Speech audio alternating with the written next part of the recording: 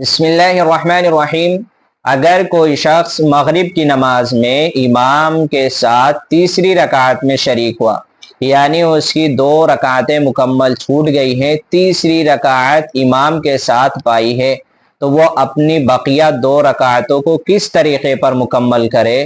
تو اس کا طریقہ یہ ہے کہ وہ امام صاحب کے ساتھ میں تیسری رکعت مکمل کر لے۔ امام صاحب جب سلام پھیرے تو وہ اپنی بقیہ 2 رکعتوں کو مکمل کرنے کے لیے کھڑا ہو جائے۔ جب وہ کھڑا ہوگا، کھڑا ہونے کے بعد میں ثنا پڑھے، اس کے بعد میں سورہ فاتحہ پڑھے، اس کے بعد میں ضم سورہ کی تلاوت کرے اور رکوع سجدہ کرنے کے بعد میں وہ بیٹھ جائے اور تشہد پڑھے۔ تشہد پڑھنے کے بعد میں پھر کھڑا ہو جائے، کھڑا ہونے کے بعد میں سورہ فاتحہ پڑھے، ضم سورہ کی تلاوت کرے، اس کے بعد میں رکوع سجدہ کرنے کے بعد میں تشہد پڑھنے کے لیے بیٹھ جائے، درود شریف پڑھے اور دعائے معصورہ وغیرہ پڑھ کر کے سلام پھیر دے۔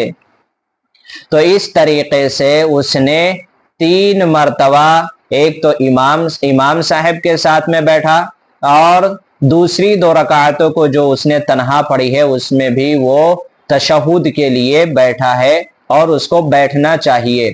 بعض حضرات اس میں یہ غلطی کرتے ہیں کہ جب امام صاحب سلام پھیرتے ہیں تو وہ جب اپنی بقیہ 2 رکعتوں کو مکمل کرنے کے لیے کھڑے ہوتے ہیں تو وہ اپنی پہلی رکعت میں نہیں بیٹھتے بلکہ 2 رکعت مکمل کر لینے کے بعد میں بیٹھتے ہیں، جو کہ صحیح نہیں ہے، بلکہ اس کو اپنی پہلی رکعت میں تشہد کے وقت بیٹھنا چاہیے۔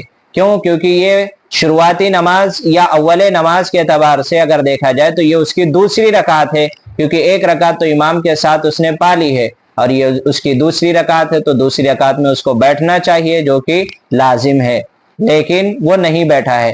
تو بعض حضرات اس طریقے کی غلطیاں کرتے ہیں کہ وہ اپنی پہلی رکعت میں نہیں بیٹھتے ہیں جب وہ اپنی 2 رکعتوں کو مکمل کرنے کے لیے کھڑے ہوتے ہیں، بلکہ 2 رکعتیں مکمل کرنے کے بعد میں بیٹھتے ہیں۔ تو یہ غلطی بعض حضرات کرتے ہیں۔ اچھا، اگر کوئی شخص پہلی رکعت میں نہیں بیٹھا، بھول گیا، تو اس کو دوسری رکعت میں جب 2 رکعتیں مکمل ہو جائے تو سجدہ سہو کر لینا چاہیے۔